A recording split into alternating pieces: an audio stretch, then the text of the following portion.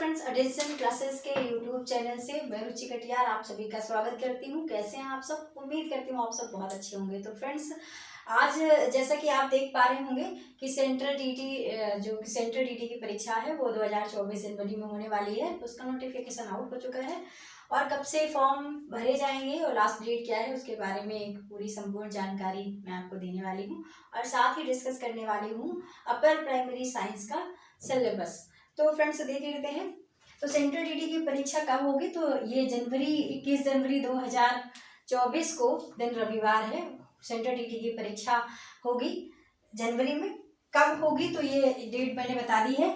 Central DT का ये 18वां संस्करण आयोजित कराया जाएगा और 135 शहरों में ये आयोजित होगा। भाषाएं 20 भाषाओं में सेंट्रल डीटी ये परीक्षा आयोजित कराएगा। तो 135 शहरों में ये परीक्षा आयोजित होगी और जैसा कि आप सभी जानते हैं कि सेंट्रल डीटी की परीक्षा जो है वो सीबीएसई स्कूल्स में ही कराई जाती है, जहाँ की फैसिलिटीज अच्छी होती हैं और कैमरे की पूरी अच्छी व्यवस्था हो। ठीक, तो ये बात तो हमने जान ली। अब बात कर लेते हैं कि तिथि है कब से कब फॉर्म फिल होंगे। तो आप लिखा है कि ऑनलाइन आवेदन की प्रक्रिया जो है वो 3 नवंबर से प्रारंभ हो जाएगी। ऑनलाइन की प्रक्रिया 3 नवंबर से प्रारंभ हो जाएगी और आप देख पा रहे हैं कि अंतिम तिथि फॉर्म फिल करने की क्या है, 23/11/2023 है। ठीक है, इसके बाद में फीस भुगतान की लास्ट डेट कब है तो वो आपकी है 23 नवंबर 2023 तक फीस भुगतान आप लास्ट तक कर सकते हैं, रात 11:59, मतलब कि 12 बजे के पहले। ठीक है, अब मैं ये बता दूं कि जो बच्चे सेंट्रल डीटी की एग्जाम के लिए तैयारी कर रहे हैं वो ये देखें कि फॉर्म को जल्दी से जल्दी भर दें ताकि उन्हें जो अपना सेंटर है वो बहुत पास में मिल सके। क्योंकि जब परीक्षाएं ऑनलाइन कराई गई थी तो बच्चों को बहुत सारी असुविधाएं हुई थी। एग्ज़ाम सेंटर काफ़ी दूर दूर बना दिए गए थे। तो जितनी जल्दी हो सके आप रजिस्ट्रेशन करा लें और अपने फॉर्म को फिल कर लें। जो बच्चे बीटीसी वाले हैं वो अपर प्राइमरी के लिए और जो बीएड और बीटीसी दोनों हैं तो वो बोथ पेपर के लिए अप्लाई कर दें। फॉर्म को भरते समय ये बात ध्यान रखें कि किसी भी तरीके की त्रुटि आप ना करें, बहुत सावधानी पूर्वक फॉर्म फिल करें। क्योंकि फॉर्म फिल करते समय जो त्रुटियां होती हैं उसके बाद आप कभी कभी ऐसा होता है कि एग्जाम देने से भी वंचित रह जाते हैं। तो आप बहुत ध्यान से फॉर्म को फिल करें और एक एक चीज़ को बारीकी से देख लें।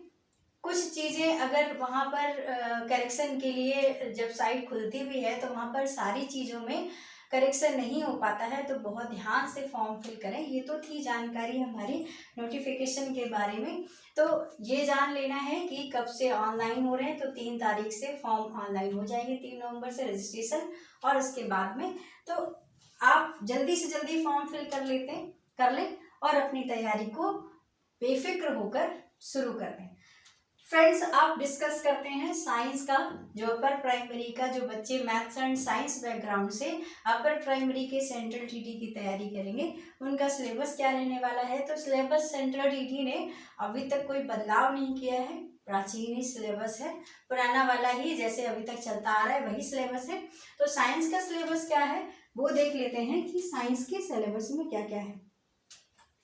तो फ्रेंड्स देखिए, ये लगा है आपका सिलेबस और सिलेबस में साइंस का सिलेबस क्या रहेगा वो देख लेते हैं। तो साइंस के सिलेबस में देखते हैं कि कंटेंट सामग्री, फूड मतलब भोजन के बारे में क्या क्या है। तो सोर्स ऑफ फूड है, इसके बाद कंपोनेंट ऑफ फूड है, क्लीनिंग ऑफ फूड है, क्लीनिंग फूड है। ये तो फूड के बारे में यहाँ पर पूछा जाने वाला है जहाँ से क्वेश्चन बनेंगे। तो साइंस के बारे में इतनी फिर बात है मटेरियल, हिंदी का भी सेम है। साइंस सामग्री और भोजन, भोजन के स्रोत, भोजन के अवयव और भोजन सफाई। ठीक है, नेक्स्ट बात कर लेते हैं मटेरियल मतलब कि सामग्री। फिर लिखा है मटेरियल ऑफ डेली यूज मतलब दैनिक उपयोग की सामग्री। The words of living things मतलब जीने की दुनिया। फिर बात लिखा है moving things people and idea, चलती चीजें, लोग और विचार। हिंदी इंग्लिश सिलेबस दोनों में, मैं हिंदी और इंग्लिश दोनों में मैं आपका साइंस का सिलेबस डिस्कस कर रही हूँ ताकि आपको किसी भी तरीके की कोई असुविधा ना हो। तो फ्रेंड्स आगे देख लेते हैं। लिखा है हाउ थिंग्स वर्क्स, चीजें काम कैसे करती हैं। फिर बात कर लेते हैं इलेक्ट्रिक करंट एंड सर्किट, विद्युत प्रवाह और सर्किट। फिर मैग्नेट मतलब चुंबक के बारे में है, तो ये आपके पाठ्यक्रम में है, ठीक है। फिर बात कर लेते हैं आगे नेचुरल फिनोमेना मतलब प्राकृतिक घटना, और इसके बाद है नेचुरल रिसोर्सेज प्राकृतिक संसाधन। फ्रेंड्स ये इतना जो सिलेबस है यहाँ से और यहाँ तक जितना सिलेबस है ये आपका 20 मार्क्स में पूछा जाएगा, ठीक है। अब बात कर लेते हैं कि पेडागॉजी में साइंस में क्या क्या टॉपिक रहने वाले हैं, क्या क्या चीजें पूछी जाएंगी। तो पेडागॉजी इश्यू में 10 मार्क्स की जो चीजें हैं वो 10 मार्क्स में क्या है, नेचुरल स्ट्रक्चर एंड साइंस, फिर इसके बाद है nature science AIIMS and object, फिर है अंडरस्टैंडिंग एंड एप्रिसिएटिंग साइंस, फिर है अप्रोचेज इंटीग्रेटेड अप्रोच, फिर है observation experiment discovery method of science, फिर innovation, next material aids, next है evaluation cognitive psychomotor affective problems और रेमेडियल टीचिंग। ये तो इंग्लिश में साइंस का सिलेबस हो गया। अब हिंदी में डिस्कस कर लेते हैं। विज्ञान की प्रकृति और संरचना, नेक्स्ट है प्राकृतिक विज्ञान उद्देश्य और उद्देश्य, नेक्स्ट है विज्ञान को समझना और उसकी सराहना करना, उसके बाद है दृष्टिकोण एकीकृत दृष्टिकोण, नेक्स्ट है प्रेक्षण प्रयोग खोज विज्ञान प्रविधि, नेक्स्ट है नवाचार, नेक्स्ट पाठ्य सामग्री और एड्स, नेक्स्ट है मूल्यांकन संज्ञानात्मक और साइकोमोटर, नेक्स्ट है प्रभावी समस्या और उपचारात्मक शिक्षा।